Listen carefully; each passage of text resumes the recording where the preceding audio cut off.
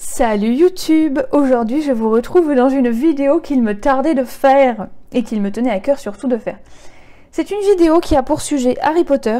Ouais, c'est classique, je sais, c'est vu et revu, mais bon, on s'en fiche. C'est une comparaison entre les livres et les films, ce que j'en pense et ce que vous en pensez, parce que j'aimerais bien aller plus loin dans le débat. J'ai eu le débat déjà avec énormément de personnes et j'adore ce débat-là parce que personne n'est jamais d'accord.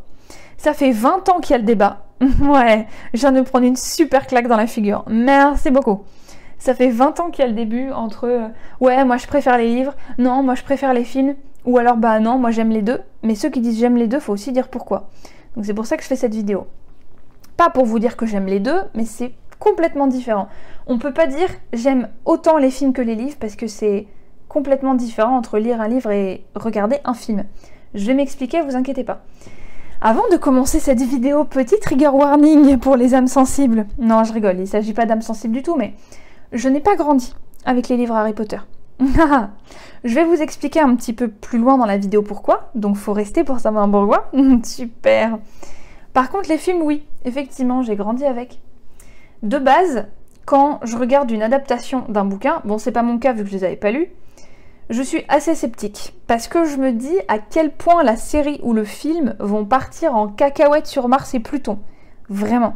Il y a des séries actuelles, c'est n'importe quoi par rapport aux livres, aux dessins animés de base. Tu t'es dit, mais dans ces cas-là, tu dis largement inspiré. Tu n'utilises pas le même nom, c'est pas possible en fait. Enfin, c'est une insulte limite. Donc bon.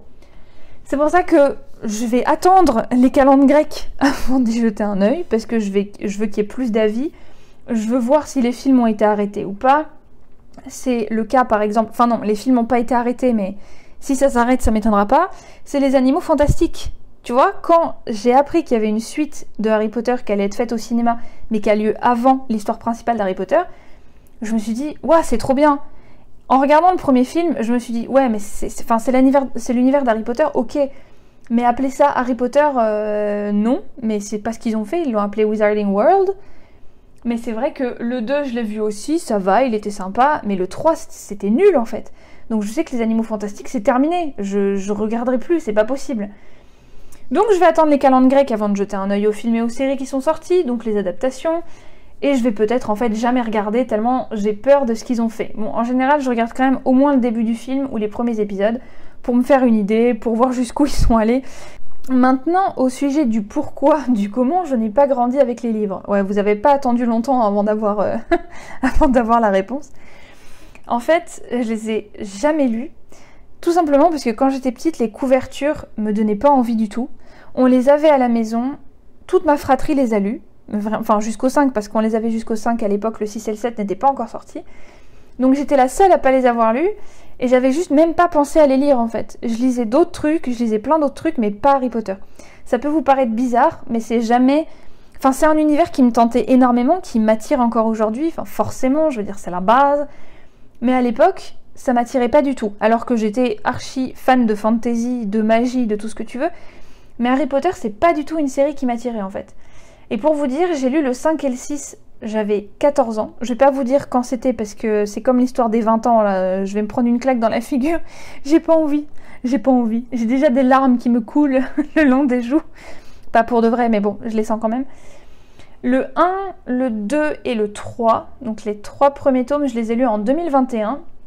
Et le 3, je l'ai relu cette année en octobre 2022 pour Halloween.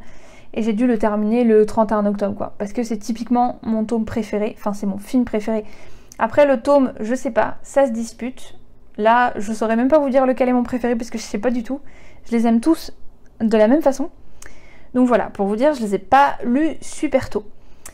Les débuts des livres ont un ton un peu plus livre enfant. Alors ça me déplaît pas du tout parce que j'adore les livres enfants, j'adore les livres jeunesse. Mais ce que j'ai pas du tout aimé quand j'avais essayé de les lire quand j'étais plus petite, donc déjà la couverture m'attirait pas, mais ensuite je me suis dit bon, je vais quand même essayer, pourquoi pas. Et en fait, les passages, notamment dans les passages avec les Dursley, donc tout le début des bouquins, moi je trouve que c'est un petit peu du grotesque et de l'humour noir typique à la britannique, tu vois. Ça m'a rebutée, j'arrivais pas à passer cette première partie du bouquin, parce que, bah voilà, les Dursley, ils sont caricaturés au possible, ils sont dégoûtants avec Harry, ils sont immondes, c'est des gens, c'est juste les pires, les pires raclures de la société. j'avais pas du tout envie en fait. Et quand un bouquin commence comme ça me fait le même... ça me fait... Oh mais... ça me fait le même effet avec les livres actuels. Quand on commence un bouquin par ouais, ils étaient horribles, ils lui parlaient mal, elle était maltraitée, machin, je suis en mode ouais, bah non, en fait, c'est pas pour moi. Donc c'est pour ça, moi j'appelle ça le grotesque parce que les Dursley sont caricaturés au possible. C'est de l'humour noir parce que bah voilà où en est Harry, quoi. Donc effectivement, bon après effectivement, quand tu vois comment sont les Dursley avec lui, tu comprends pourquoi Poudlard est sa maison. Mais même nous, qui n'avons pas forcément des familles comme les Dursley, eh ben, Poudlard, c'est quand même notre deuxième maison. Donc, voilà. C'est juste la partie que j'ai pas trop aimée sur les livres. Dans le tome 3, c'est pareil. Non, dans le tome 3, la partie avec les Dursley est plus soft, forcément, parce que Harry se barre. Dans le 4, c'est pareil. Dans le 4, c'est une partie qui est désagréable, en fait. Donc, bon. Au sujet, maintenant, de la fidélité des films. À l'écran, ils ont réussi, et c'est ça que je trouve vraiment bien, ils ont réussi à saisir la magie des romans et à en développer des super films. Et ce, tout en restant fidèle en fait. Parce que vraiment, quand on compare le livre au film, bah c'est exactement pareil. Mais il y a juste plus de détails dans les bouquins. Mais ce sont des détails qui sont pas des détails superficiels, mais des détails qui nous permettent une grande immersion, enfin une plus grande immersion en tout cas, dans l'univers d'Harry Potter. Le lecteur, il est encore plus happé, et chose que fait l'image à l'écran dès le début. Je m'explique, quand vous regardez un film, bah vous êtes passif, vous allez être devant votre écran, vous allez regarder le film, vous allez attendre de voir si l'univers va vous plaire ou pas. Bon, vu que c'est Harry Potter, c'est un petit peu déjà connu. Mais quand vous allez être devant votre télé, ou devant votre PC, ou que sais-je, vous allez regarder le film. Donc forcément, vous avez moins besoin de détails pour vous faire rentrer dans l'univers. Alors que dans un bouquin, plus il y a de détails, plus l'univers est étoffé, plus vous allez accrocher à cet univers. Je sais pas si c'est très clair ce que je dis, je pense, mais bon, on ne sait jamais. Donc on devient forcément addict à Harry Potter en regardant les films, ça c'est une évidence. Ils n'ont pas besoin de tous les détails par-ci par-là des romans. Exemple, le début du tome 4, si vous l'avez lu, il y a toute une partie qui, je trouve, est désagréable et qui sert pas à grand-chose sur le personnage de Frank, donc le jardinier qui surprend Voldemort et Queue de Verre en train de parler, avec le fils notamment de Barty Croupton. Et donc on les voit tous les trois en train de parler, et d'ailleurs dans le bouquin il n'y a pas du tout le fils de Croupton, hein, il y a juste Queue de Verre et Voldy. Et en fait, ils sont en train de parler comme ça, et t'as le jardinier qui arrive. Et bah il y a tout le passif du jardinier, parce qu'on le prenait pour un meurtrier, parce que il y a la... c'est quoi? C'était la cuisinière qui crachait dans son dos et qui disait « Ouais, c'est lui qui a tué les Gélusors et tout ». Et en fait, c'est vrai que c'est des détails qui servent dans l'immersion, dans l'univers, tu vois, pour vraiment te rendre compte. Parce que c'est vrai que si tu lis uniquement les romans et que t'as pas vu les films et que t'as pas envie de voir les films ou que t'as jamais vu les films, ou à l'époque où ils sont sortis, il y avait peut-être pas encore les films, je sais pas, honnêtement, les dates, je les ai pas en tête. Hein. Bah, c'est vrai que le bouquin, du coup, ces détails-là pouvaient être hyper efficaces pour attirer dans l'univers, quoi. Par contre, il y a un mais. Je vais utiliser l'exemple du 3. Le film rend beaucoup plus complexe et surtout beaucoup plus long tout le passage avec le retourneur de temps. Et c'est le cas, je dirais pas forcément dans tous les films, mais c'est quasiment tout le temps ça. Les films ont besoin d'effets spéciaux qui pètent souvent, qui vous en mettent plein les yeux. Même au cinéma, vous êtes « Waouh, vas-y, ça vous déplace la moumoute, quoi. Ça la fout sur le voisin de derrière. » Donc les films, ils ont besoin d'une action haletante et surprenante, avec des rebondissements, enfin, vous voyez où je veux en venir. Et parfois, enfin souvent aujourd'hui, parce que vu les effets spéciaux qui nous sortent, bon, il y a uniquement une caméra et un PC qui peuvent rendre réels ces effets de distorsion de temps, etc. Mais je trouve que du coup, le film 3, on a l'impression que le cœur du film, le gros dénouement, c'est le sauvetage de Buck. Alors que dans le livre, le dialogue dans la cabane hurlante est bien plus long et du coup bien plus intéressant. Parce qu'on a bien plus de détails sur Sirius, sur Queue de Verre, sur Rémus, sur... est-ce qu'on a des... Oui, sur Rogue aussi. À un moment donné, c'est beaucoup plus passionnant dans le bouquin pour le coup que dans le film où t'as juste... ah ouais, bah en fait c'est Queue de Verre le crevard parce que c'est lui qui a tué tes parents. Ah ok, vas-y, j'ai envie de le tuer. Tu vois, c'est un petit peu mis au second plan en fait. Et le sauvetage de Buck avec tout le temps passé, machin, aller le sauver dans le champ et tout, c'est aussi dans le bouquin, mais je trouve que dans le film, ils ont rendu le truc beaucoup plus épais en fait. Dans le 4, c'est pareil, les épreuves de la coupe de feu sont rapides par rapport à ce qu'on voit dans le... Enfin, à ce qu'on a dans le livre. Et moi je trouve que c'est chaud parce que dans les bouquins t'as toutes les pensées de Harry, etc. Et les épreuves t'as l'impression qu'elles sont bien plus importantes que ce qu'il y a montré dans le film. Je sais pas si vous êtes d'accord avec moi, mais c'est les exemples que j'ai trouvés moi en tout cas.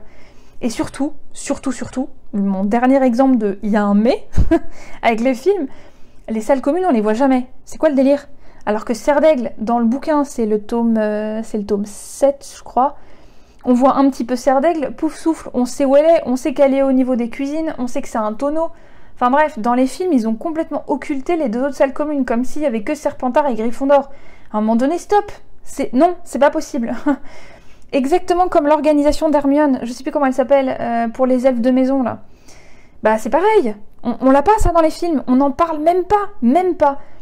Ou encore le plan du ministère dans le 5, parce que le tome 5, je l'avais adoré justement, parce que dans une partie, il parle de Sainte-Mangouste, il parle du plan du ministère avec où sont les escaliers, les ascenseurs, les trucs, alors que dans le film, t'en vois que dalle, tu vois juste la salle des mystères, point terminé, quoi. Non, je suis désolée, dans les bouquins, il y a bien plus de détails qui sont donnés qui te permettent justement une meilleure immersion. Alors certes, comme j'ai dit avant, dans les films, ils ont moins besoin d'immersion, vu que de base, c'est une image que t'as à l'écran, mais je trouve ça quand même dommage.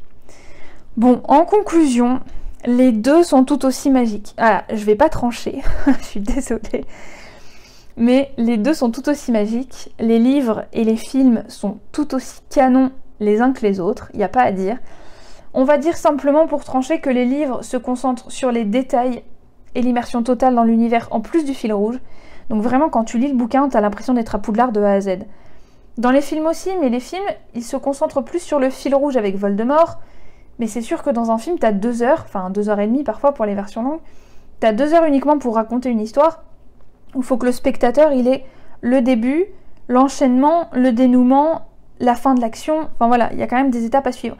Dans le bouquin, t'as 500 pages quand même pour étoffer ton truc, et les mots dans un livre peuvent raconter plus de choses en moins de place que dans un film où t'as uniquement 2h30 pour montrer un univers. Par exemple, avec Le Seigneur des Anneaux, c'est pareil. Mais les films, ils font 3h30. Mais en même temps, il n'y a que les fans du Seigneur des Anneaux, vraiment fans inconditionnels, qui regarderont les versions longues. Bon, j'ai surkiffé les livres, inutile de vous le redire. Le tome 2, par exemple, il est largement mieux que le film. Le film, je m'endors à chaque fois. C'est pas possible. On dirait une vieille, mais vraiment, avec son plaid dans le canapé, la meuf, elle s'endort, quoi. Voilà. Alors que c'est Harry Potter 2. Eh ben non, moi, je m'endors. Sinon, le reste des bouquins, ça se vaut très bien. Le 3, le film, il est aussi bien que le bouquin, même si je vous ai donné quelques exemples de différence entre les deux. Donc bon, pour trancher entre est-ce que je préfère les livres, donc est-ce que les livres sont mieux ou est-ce que les films sont mieux, bah je dirais les deux.